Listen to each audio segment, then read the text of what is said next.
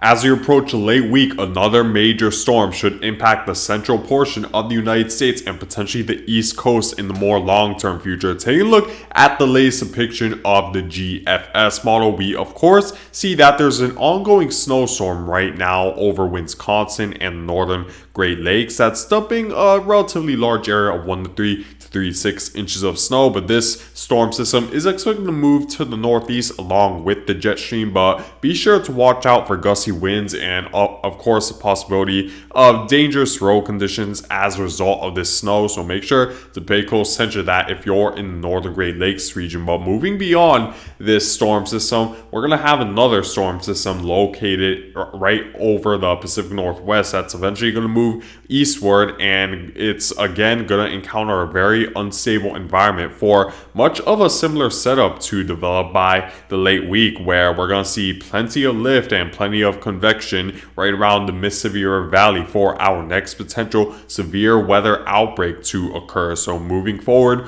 with the forecast, we see that there's going to be plenty of snowfall in the higher elevations of the Pacific Northwest, but eventually we're going to see a low pressure system move towards the Midwest right around the midweek, right around the Wednesday time frame, where the millibar pressure will be centered at 988 millibars, which is quite low, and definitely the air pressure along the surface will be low enough to force a lot of that water vapor aloft and create a lot of convection right around the Midwest, and that's exactly what's expected to happen, where we're going to see some thunderstorm activity occur right around Minnesota, Iowa, and we're going to see snowfall on the northern side, where of course the temperatures will be cold enough and the millibar pressure is still relatively low. And we have this classic mid-latitude cyclone form when it comes to this storm system, which shows that this storm system is at least formidable when it comes to strength, especially for a storm system that's moving through right around the mid-April timeframe, where typically during that month we begin to see the instability definitely decrease once the temperatures become warmer and the jet stream moves a little bit further northward. But in this scenario, we see that the storm system's pressure will be quite low to the point where this will definitely cause a large area of convection and potentially heavy snowfall right around the northern portion of the Midwest. But moving forward, we're going to have another low pressure system that's going to develop just to the southwest of this original storm system, and this is because with this original storm system, the pressure will be so low that there's going to be a stronger northwesterly flow on the western side of this storm system, and that's going to force the Arctic air further southward, which of course will lead to a higher amount of instability right around the Midwest for a new low pressure system to develop. And this low pressure has a millibar pressure down to the 990, so it is quite powerful as well, and this will be our second round of convection for the Midwest. And moving forward with the forecast, we see that the convection associated with this second low pressure system develops as early as Thursday timeframe, where we do see some thunderstorm activity occur right in between Nebraska as well as Iowa, as we do of course see that pretty noticeable jet stream dip just to the west of this low pressure system, and this convection is expected to expand once we approach the later hours on Thursday, once of course the instability definitely becomes higher thanks to the stronger short wave radiation from the sun that's getting absorbed by the surface. And so we do see that there's going to be plenty of convection and plenty of snowfall just to the north of this of the rainfall, where the temperatures will be cold enough to support for snowfall. So in a lot of the same areas you experience snowfall, you could potentially experience snowfall again with this storm system, and of course severe weather on the southern side of this storm. Now, when it comes to the second low pressure system, I don't think that the severe weather threat will necessarily be at its worst on the Thursday timeframe, mainly because the instability still won't be at its strongest point to create an extremely high amount of convection right around the Mississippi River Valley. But I do potentially expect that to change once this third low pressure system that's behind this second low pressure system moves into the Midwest, and that's when we're really going to see the instability become high enough to support for potentially a significant severe weather threat as we approach the late week. And moving forward with that forecast, we see that right behind this trough, we see a strong northwesterly flow that's only going to encourage more instability thanks to the cooler air mass that's going to be forced to interact with the warmer air mass located in the southeast, and that's going to develop another low pressure system right over Texas. And this is the storm system that I'm most concerned about as we approach the late week, where we're going to see a pretty large area of thunderstorm activity. We're going to need to wait and see exactly how much instability there will be as we approach the late week before we can make a solid assumption on how severe this outbreak will be. But I'll keep you guys updated over the next several days, and there's still uncertainty regarding the forecast of how severe this severe weather threat will actually be, because the European model is disagreeing regarding how much instability there will be as we approach the late week, where the European model is a lot less confident that we're going to see the jet stream move far south enough to the point where it's gonna bring a similar severe weather outbreak as the GFS model is suggesting, where it wants to bring a stronger severe weather threat. So we're gonna need to definitely pay close attention to how the jet stream builds once we approach a weekend, because that will be a pretty big determinant in terms of what you're going to experience as we approach the late week. And we see that on the Saturday time frame, we not only see severe thunderstorms develop, but a pretty large line of severe weather, which pretty much hugs the Mississippi River Valley, where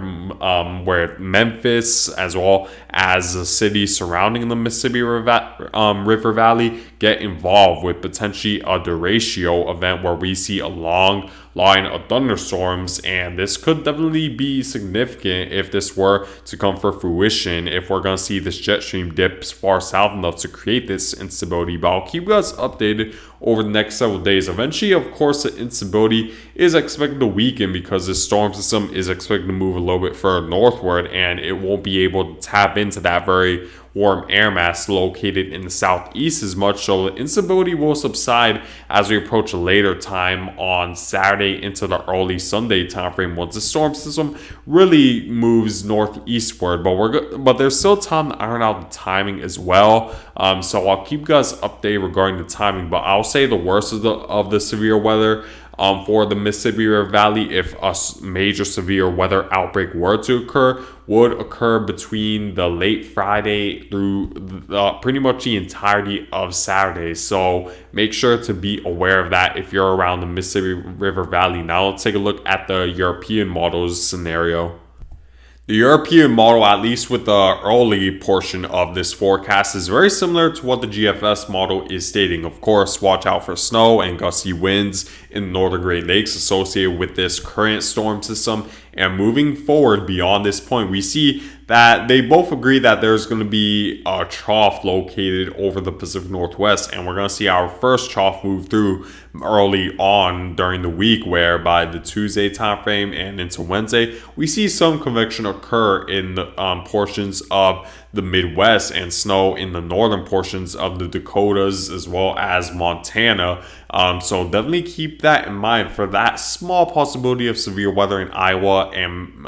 Minnesota. But I don't expect this first severe weather threat to be as severe, if severe at all, because the instability just isn't there. But moving beyond that point, we see that the European model expects a second storm system to move through, but the key difference is that there's a lot less instability in this scenario. This trough doesn't have anywhere near as much cold air as what the GFS model is stating behind it. So we see a lot less instability and a lot less of a severe weather outbreak. And you're probably asking, how about the third low pressure system I was talking to you guys about with the GFS model? We see that with the third low pressure system, it develops well further southward, and we see that the jet stream is relegated well far to the north, and it's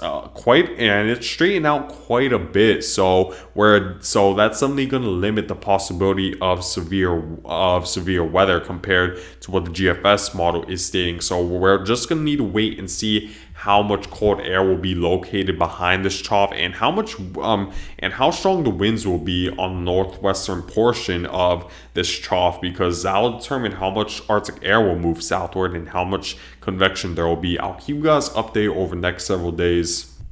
So this is the amount of convective available potential energy that's expected as we approach a late week. And we see that by as early as Thursday, we do see a decent amount of convective available potential energy over Kansas, Oklahoma, and Texas, where we do see the ranges pretty much anywhere between 1,000 to 2,000 joules, which is quite a lot of energy. And moving forward beyond that point, we see the energy only increase even more, so especially right around Texas, where we see the values close to 3,000 at times. So make sure to pay close attention to this. We're gonna need to wait and see if there will actually be this much lift, because like I said, the European model is still disagreeing, but I'll keep you guys updated with the GFS model suggesting that there's going to be a lot of lift as we approach a late week. This could potentially be a major tornado outbreak and severe weather outbreak in general. So I'll keep you guys updated as we get more confidence with this forecast. But I will say that at least some sort of thunderstorm outbreak will occur as we approach a late week. To emphasize a point I'm trying to make regarding the amount of cold air that's going to be behind this trough, really what I want to emphasize is the 500 millibar height anomaly, because it gives a good idea of how much cold air will be surrounding the center of circulation of this storm system. And when the center of circulation will be over North Dakota on the Friday timeframe, we see that while there is a decent amount of cold air surrounding the low pressure system, and we do see a decent amount of instability just to the east of this system, it isn't anywhere near as much as the GFS model scenario. And we see that this third trough is expected to move into the Midwest a lot later than what the GFS model is forecasting, which will definitely inhibit the amount of instability there will be to create a lot of that lift. So this is definitely something we're going to need to pay close attention to. Taking a look, but comparing it to the GFS model, we see that the GFS model is forecasting much more cold air to surround the center of circulation, which is creating a higher likelihood of a very significant severe weather threat. So if you want to pay close attention to how severe the severe weather threat will be by the time we approach the late week, just make sure to pay close attention to the temperatures surrounding this low pressure system, as well as the strength of northwesterly winds on the western side of this trough, to really determine how much instability there will be, and as a result, how severe the severe weather outbreak will be. So here's the Storm Prediction Center's outlook when it comes to severe weather on the Tuesday timeframe. We see that there's mainly a marginal risk. There isn't